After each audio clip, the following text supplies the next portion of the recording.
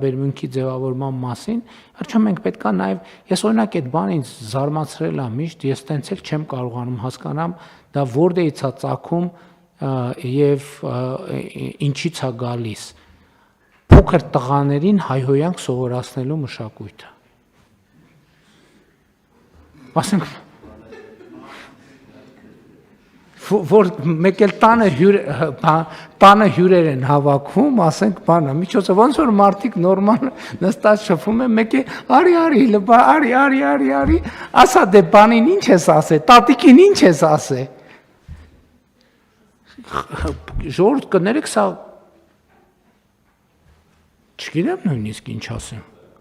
չգիտեմ նույնիսկ ինչ ասեմ, էլի, ասենք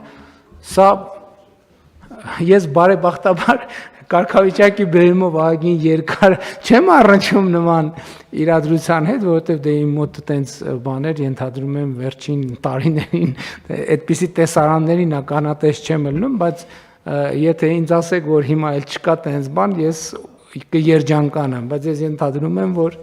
դա ընդամենը նրանից է, որ ընդունված չի վարչապետի մոտ տենց տեսարանները ի ցույց դնել։ Չնայած եթե ընդունված չի, ուրեմն կան կալում, որ դա այդքան էլ տենց բան, լավ բան չի։ Համեցեք Տիկին Անդրեասյան, դուք բան ունեիք ասել։